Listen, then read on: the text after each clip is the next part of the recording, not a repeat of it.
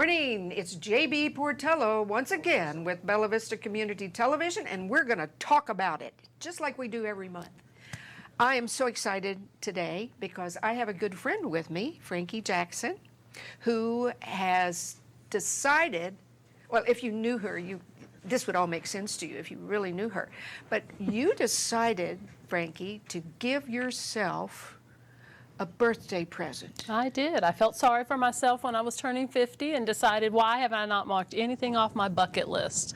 And one of those bucket lists was? Well, this particular trip that you're going to hear about is a trip to see where the monarchs migrate to in southern Mexico, where they spend 5 months of their lives. Interesting. So they leave here and they migrate down there? They travel all the way from Canada to the very tips of southern Mexico, past Mexico City in the mountains. You know, let's talk a little bit about you. You are in everyday life, you're a school teacher? Yes, in my grown-up job, I teach elementary school, and I've done that for 20 years. And I am a rare species. I'm an Arkansas native. Are you? I still live on the same piece of dirt that I was brought home from the hospital to live on, which is even more unusual. Yes, yes. But I love nature. Grew up running wild in the Arkansas Ozarks, and that led me to how we met in the Arkansas Master Naturalists. Yes, we're both master naturalists. And by the way, you know, a lot of people, I know you've heard people say this, well, what are you guys, a bunch of nudists? No, we are not. We're naturalists. That doesn't mean what you're thinking. And we could do a whole program on what that means. Oh, absolutely. But let's talk about that fabulous trip. So you just decide, all of a sudden, I'm going to do this. Well, I had been kicking around the idea of doing a once-in-a-lifetime trip, and I had originally planned to go cage diving with great white sharks. And because I can't swim, obviously that was a little bit of a problem. But I had found a place that went off of the San Diego coast in Mexico and had signed up to do it, and the Mexican government decided to close the islands to tourists because it was becoming too popular, and this is the migration pattern of the great white females that are pregnant. So they closed the islands, and then I'm sitting here thinking, well, now what do I do? So what else is on the list? And because of the season, the monarchs worked out perfectly. So I switched gears, booked myself a trip to Mexico. By yourself? I had asked a couple of people to come with me. People were very leery. A couple couldn't come because of the time of year, because they're there in the winter. So, you know, work did not allow it. But several people were leery because of what they've heard about southern Mexico and that area. So I decided to take myself. And you were not worried about what it was like in southern Mexico? No, I've been to northern Mexico many times. So this was my first jaunt in the southern region, but I did not anticipate having any issues. A little concerned that my dialect might be a little different, which it was. So you do speak Spanish, for sure. I do speak Spanish, but my dialect is northern Spanish. And I tell everybody I speak street Spanish. Gotcha. So I don't speak the proper Castilian Spanish taught in school. I learned my Spanish in Saltillo, a big city in northern Mexico, by going and living there for 1 month when I was 14 years old. Oh my goodness. Yeah, that's where I learned Spanish. So I knew my dialect would be a little bit different. A friend of mine is married to a gentleman from the area where the monarchs go, so I took him to dinner and said, critique my Spanish. And after dinner, he said, you'll be fine. So you flew into Mexico City. Start there and tell us about your journey. Well, I decided there are other ways to get there that go directly to the butterflies, but I had never been to southern Mexico, which means, of course, I've never been to Mexico City. So I decided I wanted to spend a couple of days there. I was a little limited. I wanted only a couple of days because, you know, Country Mouse, a city of 22 million people, sounded horrible to me, but it was wonderful. It gave me a chance to adjust to the elevation because Mexico City is about 8,000-ish feet. Spent a couple of days there touring museums and walking the streets and going to markets, and then traveled about 2.5 hours southwest of Mexico City for the actual butterflies. How'd you travel So, to there? there are many ways you can go. Most people take the bus because the bus shows up when it wants to and leaves when it wants to. I chose to take a taxi directly to there. So I actually had a taxi driver that picked me up from my hotel in Mexico City and dropped me off at the bed and breakfast in the little town that I stayed in Cerro Pelon, little town called Macharos. Okay. Keep going. Tell us about the journey. Well, in Macharos, it means stables, because once upon a time when the Spanish ruled this section of Mexico, they owned thousands and thousands and thousands of acres, and the area where this town formed was where his stables were. Oh. So the hacienda owner, everyone who worked with the horses, who cared for the horses, who trained the horses, would live in this section of the hacienda. So when they actually ended the hacienda system, they have what they call community lands, edificios, which for us it seems very confusing, but basically it means that the land belongs to the community. Okay. So they kept the title of stables, but they all can farm it. They can build homes on it. They can, do these things, but it's all property of the community to some degree. Okay. So you see a lot of small farms, a lot of ranches. I had found this particular butterfly B&B because a workshop I had attended on classroom ecology, one of the instructors had been there the year before. So I had done a lot of research online, waited almost too late. I booked my room at the end of September. People book this a year or two in advance. Wow. So it's a good thing to move quickly. Settled in down there, beautiful little bed and breakfast, 16 rooms, in a town of 350 people. So, it was just wonderful. There's no such thing as internet unless you're at the actual bed and breakfast. They have Wi-Fi set up there for you, so you can disconnect as much as you want to. Gotcha. And I arrived in an evening and thought, okay, so I'll get the lay of the land the next day. And that evening was informed that we were going to the most famous of the butterfly sanctuaries the next morning. And there are 4 butterfly sanctuaries currently that are open to the public, and I had the opportunity to visit 3 of them. Excellent. So I started off with El Rosario, which is the one that most people have heard about. I would say it's probably one of the more developed. You actually go there, and the parking lot is rimmed with little stores and little like pop-up restaurants and things like that. And you actually go through a little courtyard area, and so it's great pictures. You get those beautiful moments of the mountains in the background, and you can actually rent a horse. I think we have some pictures. You want to start with those? Oh, absolutely. And when you said there's horse, a picture of horses on the screen. there you go. And luckily, this is a picture of me already on my horse, because you don't want to see the getting on the horse thing. No, they make it very easy. You don't have to know anything about horses. These horses do this all day, every day. They know you don't know what you're doing. They're going to handle it for you. But you actually go up on this little stage, and they have a horse on each side, and you just get on your little horse. And I was telling the young man who was guiding the horse, which they refer to them as wranglers, I told him, I said, no, this horse is too small. I need a big horse. And he's like, no, this horse is good. This horse has sure feet. This is a good horse. I'm like, I don't know about this. I haven't been on a horse since I was 15. So in this photo, we're actually going up the mountain. And they take you approximately 2/3 of the way up, depending on which one you're at. Some of them go 3/4 of the way up. And a lot of people say, oh, well, that's not very far. I'll walk it. But the elevation will get you. At this point, I had been preparing. I was going to the gym. I was doing my 3 to 6 miles every day. And that's great till you hit about 11,000 feet. And then the difference. You move really slow. Yes, you have to take a few steps and stop. And at first, people say, but I work out, I run, I do this. It does not matter. It's the elevation. So what have we got coming up here? Let's see another picture. What's happening here?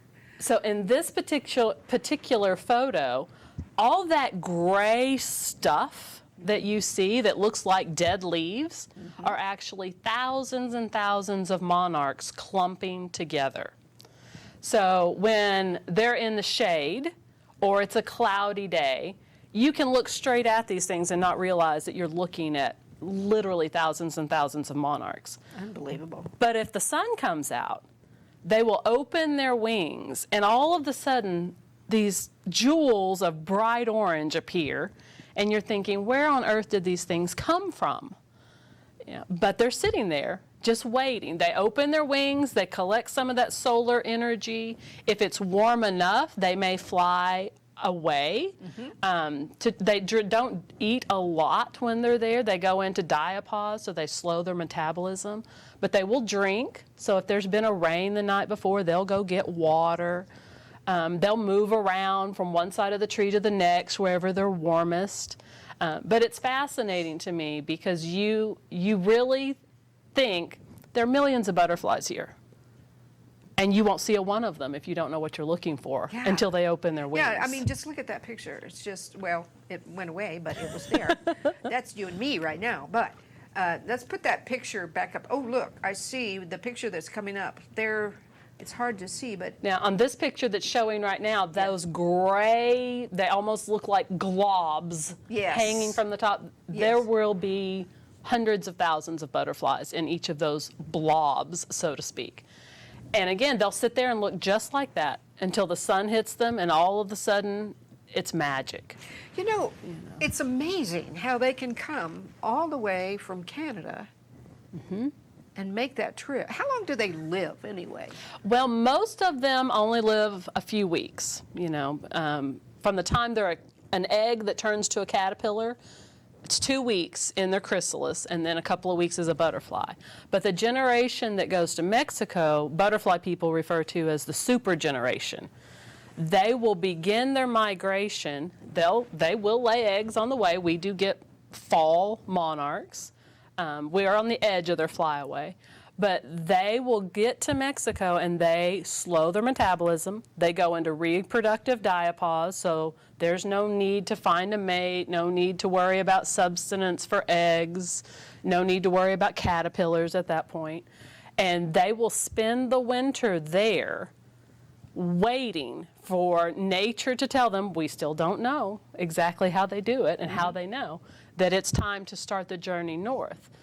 Once they get that signal from whatever it is to head north, they'll start moving. And they will go as far as their energy allows. They will start nectaring, drinking from flowers, looking for their host plant, which is milkweed, to lay eggs.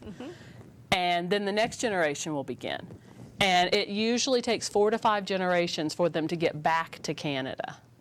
I didn't realize that. It's fascinating. Yeah, it really is. So when did you first start being all, I know what the fascination is, but how did you get started in wanting to know more about this? Well, like I said, I grew up running wild in the Ozarks, so nature was my home. There was one rule in my house, and that was you had to be clean at the supper table. Okay. The rest of the time, you were not in the house. So I love nature, I'm curious about nature, and then once I joined the Master Naturalists, I really had access to kind of pinpoint and zone in on those interests. And I had the opportunity to meet Kitty Sanders, who works at volunteers at the BGO and is also, or the Botanical Garden of the Ozarks, is also a Master Naturalist. And listening to her and the amount of knowledge she had about specific butterflies really got my attention because I wanted very specific knowledge. I didn't want to just say, well, yeah, that's a pretty butterfly. I liked that she could go, that is a blah, blah, blah, and it's only found in this season, and it only eats that plant. That fascinated me. And of course, the monarch is the rock star of the butterfly community. They really are, aren't they? Everybody knows a monarch. They do. They really do. Okay, so let's continue. I think, this is a picture coming up here. Let's stick that next one up there. There you go. There's one. So this is actually my first Mexican monarch here. So this little guy was on the side of the trail. When you get to the point that you get off the horse, you walk the rest of the way. Okay. Very well trodden paths. There's a lot of people that come. Different sanctuaries have different visitation rates. And all along your trail, you will see monarchs flying. You'll see some on the grass, some on little bushes. And this was my very first Mexican monarch. Did you speak to it in Spanish? Of course I did. I had to tell it how beautiful it was and how much work it was to get up that mountain to come see it. You know. I bet you did. Again, this was at El Rosario, which was the highest elevation. So again, about 11,000 feet, I'm thinking, where are you people hiding these butterflies? Yeah. Is this a trick? Are they really here? Yeah, You yeah, know. no kidding, no But kidding. finally, they showed up along the side of the path. And then, of course, the higher you get, the more you see, which makes it very easy to keep going when you get there. Yes, you And forget about the pain. oh, absolutely. And the fact that you can't breathe.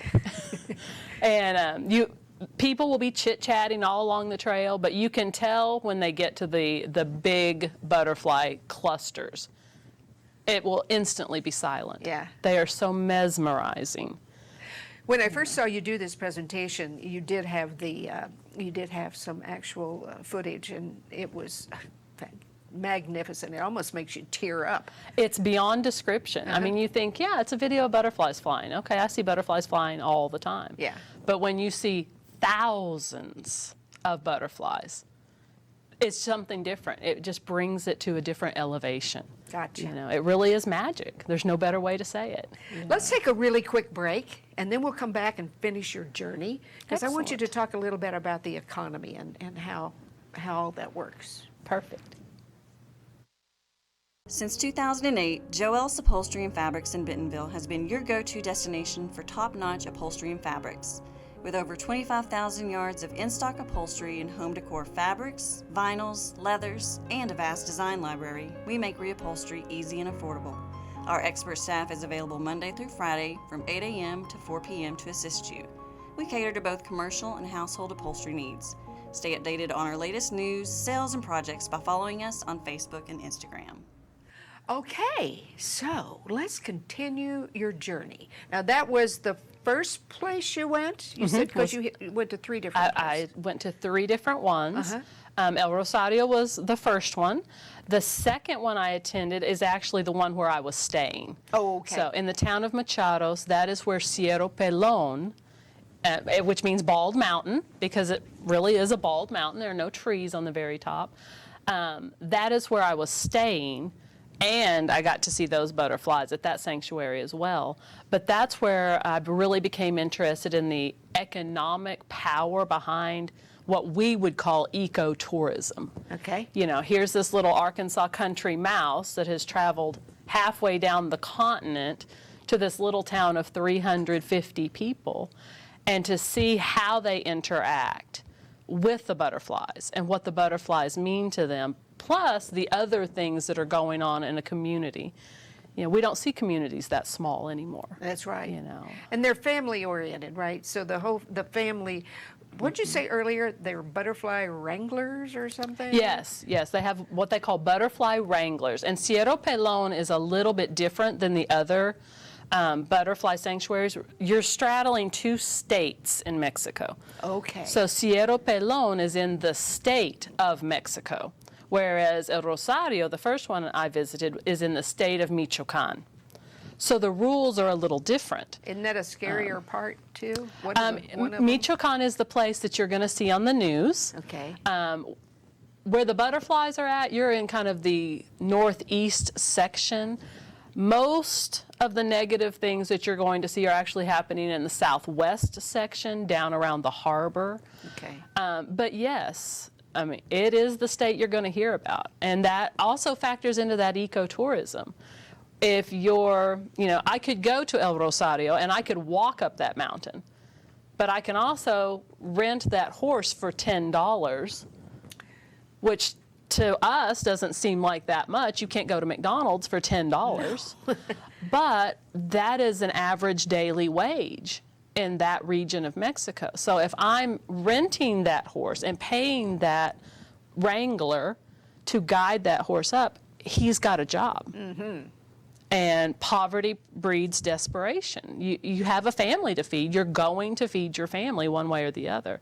That prevents and helps support communities to exist without turning to the criminal side that you often see on the news. I gotcha. You were talking, I know you showed a particular picture.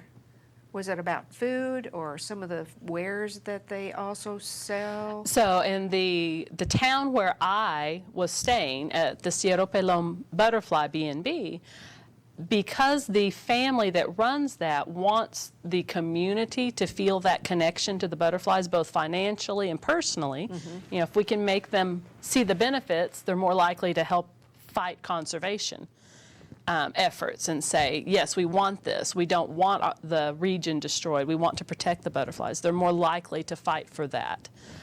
So he actually, the owner of the hotel, partnered with community members to create different experiences that his guests could have. So one was a cottage tour. You go visit the lady in town who makes piñatas. No, you're not going to bring a 3-foot piñata home. So you're would not try. directly. You could try, yes. I would enjoy do seeing it, that yeah. in the luggage at the airport. Yeah.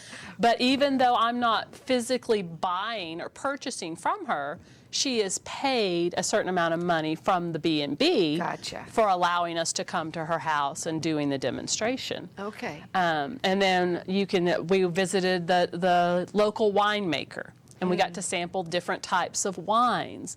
And that in itself is interesting because then you can learn about their relationship with the plants and medicinal uses. Because again, there's no doctor in this town. You know, we're talking about a world where if grandma doesn't have a home remedy to fix it, there's no fix for it. You know, the nearest doctor is 2 hours away on a Mexican road. Wow. You know, but you can buy things. One lady made baskets and different trinkets. You could buy things directly. But even if they were not a commodity that you could purchase directly from the creator, they were still paid some type of a stipend from the hotel. That breeds that support for the hotel being there. It breeds that support of, hey, these butterflies are helping us economically. So when issues come up, we're going to be on the side of the butterflies. How long has that been going on? Forever and ever, amen, or what? Well, you will hear that the butterflies were discovered in the 70s. Come on, the Mexican people knew those butterflies were there for a long time. Right. The first white scientist saw it for himself in the 70s. He actually, and his name is escaping me at the moment, but he actually tagged butterflies, which seems unbelievable in and of itself, and attempted to follow. Every little tag had a call this number kind of thing on it. And eventually he wound up in Cerro Pelon, and that is actually where the butterflies and the butterfly wintering grounds were first discovered. And that's where those famous National Geographic photos came from, of the people just literally being surrounded on trees by millions of butterflies. Okay. So what was the food like? The food was amazing. Was it? Oh, it's so amazing. Yeah, so different than our Tex-Mex stuff. Oh yeah, you're not getting any None of Tex-Mex that. stuff, no. But you'll get things that are familiar, like you'll get street tacos and things like that. But when everything is picked in the backyard, it's an entirely different experience. I give everybody the example of guacamole. I have texture issues with food, so I've never liked guacamole. I've never really liked avocados. I ate them every single day in Mexico. They're literally picked in the backyard. The flavor profiles are different. One of the experiences that I did at the hotel was a cooking class. You could learn to make whatever the evening meal was going to be at the restaurant. There's a restaurant on site. And you also learned how to make a margarita. Oh, I will say it's the best margarita I've ever made, too. that's fabulous. So a little bit of everything going on. Oh, that's fabulous. So you would recommend this trip, right? Absolutely. Yeah. I mean, and not even if butterflies aren't your thing, this is still an amazing trip. I'm a want-to-be birder. I cannot identify a bird to save my life. And, You did though. You know. When you did this for the Master Naturalist, you put something up on the screen and you said, by the way, That's a bird. Yes, yes. And I that's have all you knew. A famous habit of getting bird booties when I try to take pictures of them. They seem to know that I'm trying to take their picture and they turn their back on me. But yes, even this trip, if you just want to experience the culture, it's amazing because like I said, you are in a town of 350 people. This isn't a resort where everybody speaks English. Yes, yes. You know, you're getting real culture, talking to real people living their everyday lives. I chased birds. One day I wanted to chase a particular bird. Spent the day chasing birds, wound up with 35 new birds that I had never seen. Did you meet some people that wondered what you were doing out there chasing birds? I actually had a older gentleman stop me and in broken English, he was trying to communicate with me. But word had already been around town that, hey, this girl speaks Spanish. So he gave up and finally said, what are you doing in Spanish? And I said, well, you see that bird over there on that fence? I really want a great picture of that bird. And he said, oh, that's easy. Down at the end of the street, crawl through the hole in the fence and go out in the field. And I looked at him and I said, I can do that? And he goes, it's Mexico. It's fine. But don't go past the mean horse. Okay. How do I know when the horse is mean? He's like, you'll know. Oh, Frankie, this has been so much fun. I could talk to you forever, and I think you had a captive audience when you did this for the Master Naturalist. We were like, no, don't stop. We don't want to do business. We just want to hear Frankie talk. There's so many things you can talk about. Absolutely. But anyway, thank you so much for agreeing to do this. I know you took off from your school today to do this, and we appreciate it. It's been a pleasure. I know that with the Master Naturalists, we'll probably see you again. Who knows? Oh, maybe. Maybe. Fingers crossed. Fingers crossed. So thank you, everybody. We talked about it, and who knows what we're going to talk about next time, but it'll be fun no matter what. Join in next month. And in the meantime, come down on any Wednesday morning and watch us do this for yourself. Take care. See you soon.